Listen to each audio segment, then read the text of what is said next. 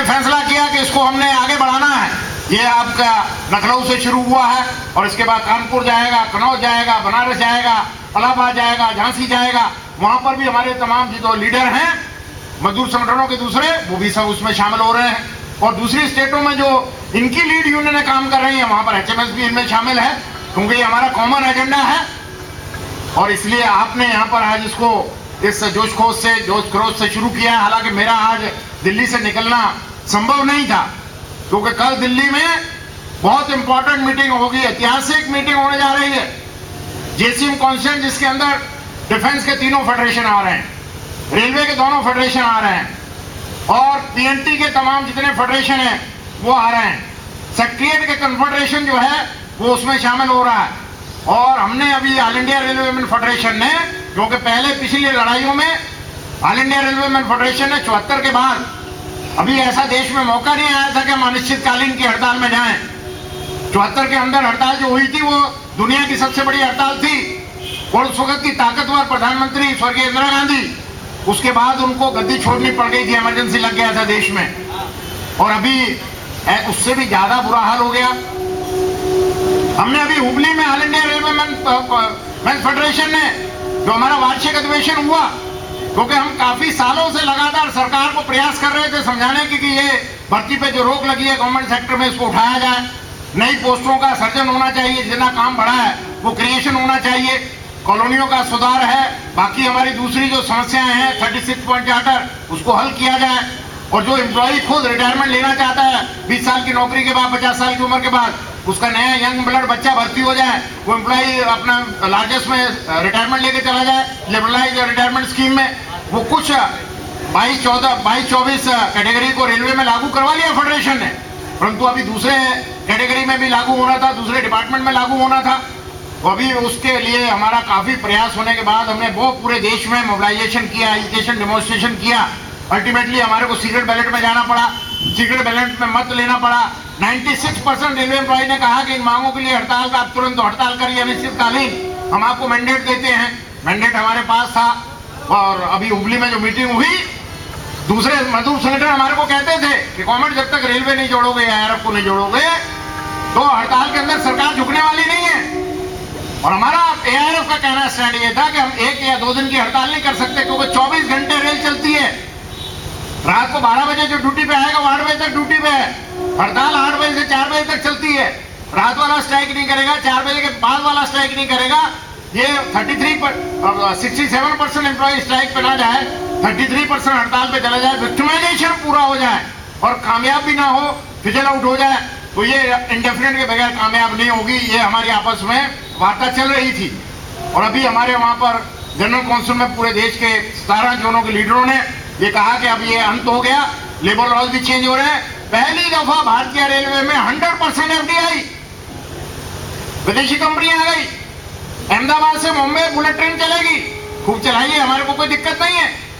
उसमें 68,000 करोड़ रुपया जापान दे रहा है उसमें बुलेट ट्रेन बनाने के लिए। और उसके अंदर जो किराया बनेगा वो 8,000 रुपया होगा उसका। आम देश का मजदूर नागरिक उसमें सफर नहीं करेगा। और अगर एक बुलेट ट्रेन को रोका जाए तो 300 राजधानी चल सकती है। इस वक्त हमारे को 300 राजधानी की आवश्यकता है, उसकी स्पीड 150 की जा सकती है। अभी इन्होंने चाइना को ठेका दे दिया 2 लाख करोड़ रुपए का, दिल्ली से चेन्नई तक का एग्रीमेंट हो गए सारे। वो 2 लाख करोड़ रुपए चाइना दे रहा है, 3 लाख करोड़ रुपए अमेरिका दे रहा है, 3 लाख करोड़ रुपए के करीब ऑस्ट्रेलिया दे रहा है। कह रहे हैं एग्रीमेंट हुए हैं।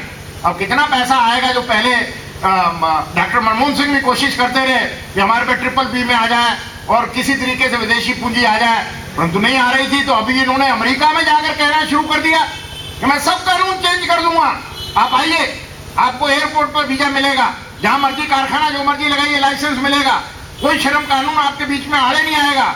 और ये तो एकदम हमारे पीछे जो वायदे किए थे हमारे साथ, वो देश के नागरिकों के ऊपर 47 करोड़ मजदूर हमारे देश का 47.5 करोड़, और अगर उसको कम से कम 3 आदमियों से गुना कर दें तो हम 90% से ज्यादा पॉपुलेशन, 95% पॉपुलेशन वर्करों की है।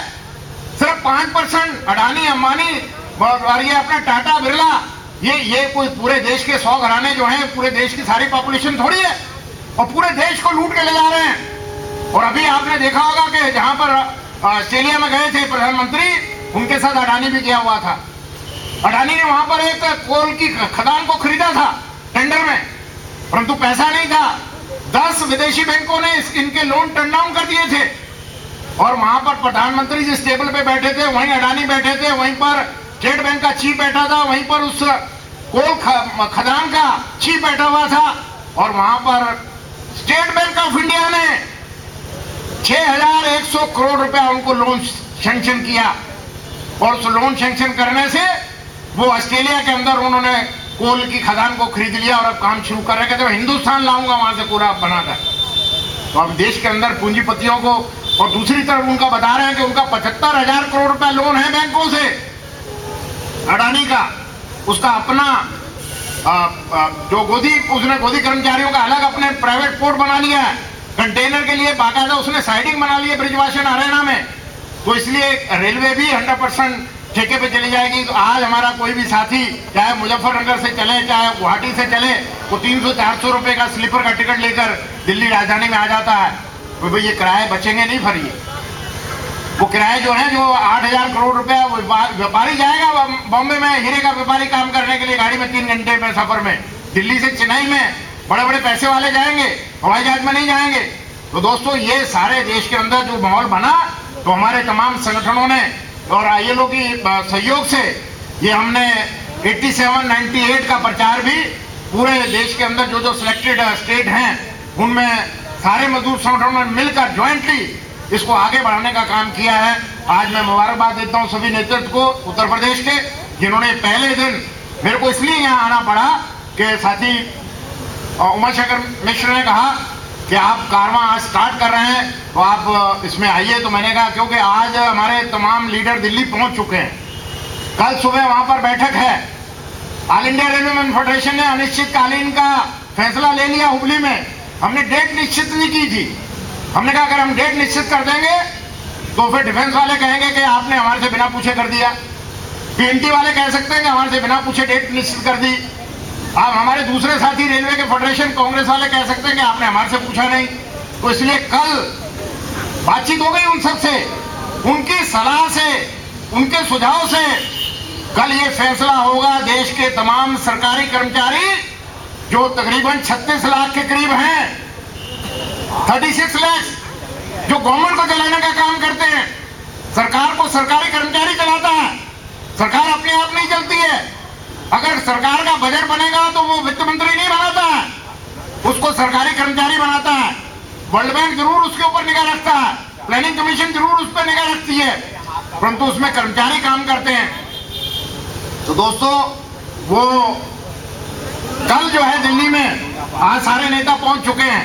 मैं सुबह आज लखनऊ में से वापस चला जाऊंगा और सुबह 12 बजे कल दिन में मीटिंग है दिल्ली में। सारा इंटेलिजेंस अलर्ट है, सारे न्यूज़पेपर और टीवी अलर्ट हैं।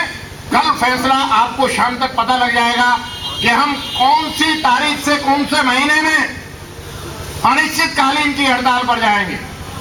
और हमारे को मालूम है कि अगला बजट सेशन, जिस बजट सेशन में ये सारे के सारे चेंजिंग अमेंडमेंट लाने वाले हैं, ये उन बजट सेशन से सामने पहली दफा हिंदुस्तान में ज्वाइंट सेंट्रल गवर्नमेंट एम्प्लॉय का प्रदर्शन होगा पार्लियामेंट के ऊपर।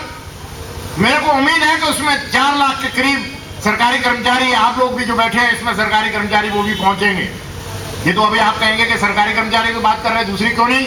दूसरी, उसमें कोल वाले एक दिन की हड़ताल में जा रहे थे सारे मिलकर, वो हमारे पास आए। मैंने कहा एक दिन की हड़ताल से कुछ नहीं बनेगा, हम अभी फैसला लेने वाले हैं अनिश्चितकालीन की ARF, हमारे साथ दूसरे भी आ जाएंगे, डिफेंस भी आ जाएगा, डिफेंस वाले भी आए, उनको भी मैंने कहा कि एक 2 दिन की हड़ताल ना करो।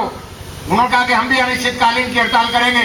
तो दोस्तों कोल भी हमारे साथ आएगा और डिफेंस ऑलरेडी आ चुका है, PNT इसमें कल शामिल हो गया है और दूसरी जो ऑर्गेनाइजेशन सारे उसमें शामिल हो रहे हैं। तो ये कल जो डिसीजन होगा वो अनिश्चितकालीन पूरा भारतवर्ष बंद करने का फैसला होगा। और वो जो 10 मांगे हमारी हैं, जिसमें डिफेंस के अंदर इन्होंने FDI 49%, जहां पर सुरक्षा के तोप गोले बनते हैं, देश की रक्षा का वहां पर सामान बनता है, उसके अंदर विदेशी कंपनियों को 49% शेयर दे दिया, FDI को बुला लिया। इंश्योरेंस के अंदर 49% ले आए, बैंक सारे विदेशी हाथों में चले गए, एयरपोर्ट सारे के सारे, दिल्ली का इंदिरा गांधी एयरपोर्ट वो जर्मन कंपनी के पास है, उसमें 200 कंपनियां काम कर रही हैं, और वहां पर जो वर्कर काम कर रहे हैं उनका नाम क्या, डेजिग्नेशन क्या दिया है, मैनेजर। अब वो मैनेजर क्या काम करता है, झाड़ू भी लगाता है, वो ट्रॉली भी खींचता है। तो हमने कहा ये कैसा मैनेजर है, कहते साहब मैनेजर यूनियन नहीं ज्वाइन कर सकता है। मतलब कि उसको डेजिग्नेशन ऐसा दे दिया है कि वो यूनियन ना ज्वाइन करे, परंतु उसको झाड़ू भी मारना पड़ेगा, झाड़ू खत्म हो गया तो फिर ट्रॉली भी खींचनी पड़ेगी उसको। तो अब ऐसा जो प्राइवेट कंपनियां वो इस तरीके का एक्सप्लॉयटेशन कर रही हैं, जो यूनियन के दफ्तर चला जाए, यूनियन का बैज लगा ले, उसको दूसरे दिन नौकरी से निकाल देते हैं, एयरपोर्ट के अंदर पास खत्म कर देते हैं, अंदर ही नहीं घुस सकता है वो। तो अभी वहां पर भी हमने यूनियन बनाई है, काफी मजबूत यूनियन हो गई है, और अभी काफी संघर्ष चल रहा है। तो मेरा आपसे कहना यह है कि ये तो आपका कारवां आप सभी साथियों ने मिलकर उत्तर प्रदेश में चलाया है। वैसे पूर्व वक्ता बीएमएस के साथी बोल रहे थे कि उत्तर प्रदेश में समाजवादियों की सरकार है, नाम तो समाजवादियों का है, अभी वो इकट्ठा हो रहे हैं, दोबारा फिर इकट्ठे हो रहे हैं सारे। परंतु अगर समाजवादियों की सरकार के नीचे श्रम कानूनों की धज्जियां उड़ाई जाएंगी तो कौन सा पार्टी गवर्नमेंट बनाए जिसकी पार्टी के टाइम पर हमारे को ये वर्कर को उसका हक मिल जाए। ये तो बड़ा एक ताजुब वाली बात है कि जो आप अपने आप को कहे कि हम मजदूरों की पार्टी हैं, और बाद में वो मजदूरों के पार्टी के रहते रहते भी इतना अनर्थ हो जाए। मुझे तो याद है गाजियाबाद में इन्होंने जो जहां हमारे रेलवे के वैगन बनते हैं वहां पर यूनियन बनी थी, 800 आदमी काम करता था, और उसको लाला ने, गोयल साहब ने कहा कि यूनियन बनने नहीं दूंगा, और वो सारे वर्कर 500-600 निकाल दिए नौकरी से उसने। और अभी उसका बेचारा जो लीडर बना था हमारा, वो नौकरी से निकाला हुआ है, मारे मारे घूम रहा है। अभी उनको इन्होंने जनरल सेक्रेटरी बना दिया है गाजियाबाद का, गिरी को। अब वो बेचारा फाके काट रहा है, कई दफा तो बहुत हताश हो जाता है। मेरे पास भी आया था, मैंने कहा भाई ट्रेड यूनियन के प्लेटफॉर्म पे काम करना है तो फिर जेल में भी जाना पड़ेगा, नौकरी भी जाएगी, बच्चे परेशान, पढ़ाई भी छूटेगी, और दुनिया भर की यातनाएं भी सहनी पड़ती हैं, तभी ट्रेड यूनियन में काम कर सकते हैं। और परंतु कुछ साथियों ने ट्रेड यूनियन का नाम भी बदनाम कर रखा है। वो इसलिए ट्रेड यूनियन ज्वाइन करते हैं कि वो उनका एक प्रोफेशन हो जाता है। एलएलबी तो नहीं कर पाए परंतु वकील जरूर बन जाते हैं। बिना एलएलबी के, बिना काला कोट पहने कोर्ट के अंदर दलील जरूर दी जा सकती है, वो इजाजत है हमारे को। तो वो भी एक ट्रेड यूनियन के अंदर कुछ साथी ऐसे भी आ गए हैं जिनकी वजह से बदनामी भी हमारे को मिलती है। परंतु मुझे पूरा यकीन है कि जो कारवां आपने यहाँ पर शुरू किया है, जो लिटरेचर आप लोगों ने बांटा है, उसको लोग पढ़ें, उसको समझें, और उसके अंदर सारे इंपॉर्टेंट चीजें लिखी हैं, अपने अधिकारों को पहचाने। और मैं समझता हूं कि ये आपका क्लोजिंग कानपुर में कर रहे हैं। आप क्लोजिंग इसकी कानपुर में मेरे ख्याल 20 तारीख को कर रहे हैं। मैं खैर 20 को देश में नहीं हूँगा मैं, क्योंकि वर्ल्ड का, दुनिया के अंदर तमाम मजदूर संगठन इकट्ठे हो गए हैं, एक ही फेडरेशन बना दिया है ITUC। उसमें नाम बदल दिए, नाम खत्म कर दिए, झंडे खत्म कर दिए, नया नाम ले आए, नया झंडा ले आए, नया लोगो ले आए, और अपना 2009 में एक नया संगठन बन गया पूरे देश दुनिया का, एक ही federation, international trade union confederation. उसका वर्ल्ड एग्जीक्यूटिव बोर्ड की मीटिंग है, और मैंने ये सारे इश्यूज वहां पर रिपोर्ट करने हैं उनको जाकर के, हमारे देश में किस तरीके का अत्याचार शुरू हो गया है, वर्कर के जो फंडामेंटल राइट है उनके ऊपर किस तरीके का अटैक हो रहा है, हनन हो रहा है, मालिकों के फेवर में, दबाव में सरकार जो है वो रातों रात कानून चेंज कर रही है। आज राजस्थान ने किए हैं तो कल दूसरी सरकारें भी करनी शुरू कर देंगी, केंद्र सरकार खुद चेंज करने पे लगी हुई है। तो इन सारी चीजों का उस मीटिंग में, मैं 20 को तो वापस ही आऊंगा, इसलिए उसमें नहीं हो पाऊंगा मैं 20 वाले क्लोजिंग में, वो आप लोग वहां पर सब लोग बाग रहेंगे।